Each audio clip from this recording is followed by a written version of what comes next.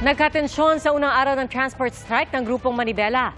Nasuntok pa raw ang isang radio reporter. Saksi, si Joseph Moro.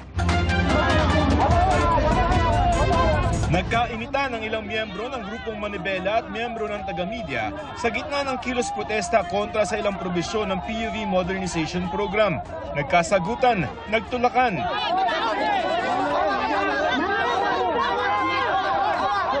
Hinatak ng kanyang driver ang radio reporter na si Val Gonzales.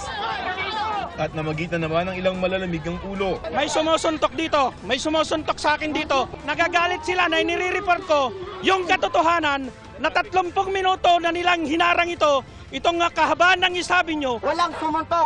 Tinulak lang siya. Bakit siya nagsalita ng mga bastos kami? Balik tayo sa alay! Ito ang unang araw ng kilos protesta at tigil pasada na ikinasa ng grupo sa Metro Manila at sa ibang probinsya sa bansa.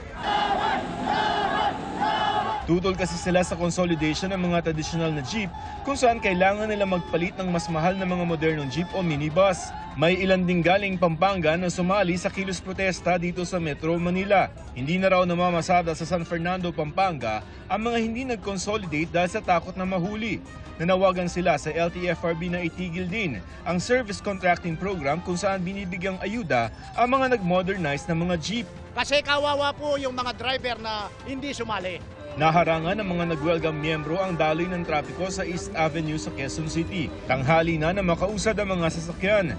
Pero ayon sa MMDA, walang epekto sa pampublikong transportasyon ang kilos protesta ng Manibela. Ayon din sa PNP, walang na-stranded na mga pasahero. Wala naman po tayong nakamonitor na mga stranded na pasahero. At kung sakali naman po, nakahanda po ang pamahalaan na tumugon para mabawasan po yung pong inconvenience sa ating mga mananakay.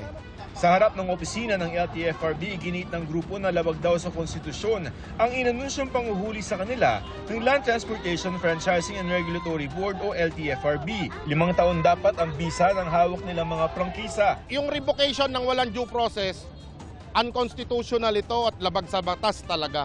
Gusto ng grupong Manibela na payagan pa rin silang makapagparehistro kahit hindi na sila sumali sa PUV Modernization Program. Pero ang LTFRB nagbanta na ng panguhuli. Isang taon na provisional na ibibigay po sa atin, malaking bagay na ito, hindi kami papayag na may mahuli sa mga miyembro namin. Itinuturing ng Colorum ang mga hindi sumali sa consolidation dahil wala na silang provisional authority para mamasada pa. Pinaplansya ng LTFRB sa LTO at MMDA ang gagawing panguhuli ng mga Colorum na jeep ngayong linggo. Pinapatupad lang ho namin yung utos po ng batas na pag hindi ka na po lehitimong operator po, wala ka ng prangkisa at ikaw ay Colorum, huhuliin ka na namin. Ang mga hinuhuli lang po namin ay yung mga Colorum. Para sa GMA Integrated News, Joseph Morong, ang inyong saksi. Mga kapuso, sama-sama tayong maging saksi. Mag-subscribe sa GMA Integrated News sa YouTube at para sa mga kapuso abroad, samahan niyo kami sa GMA Pinoy TV at sa www.gmanews.tv.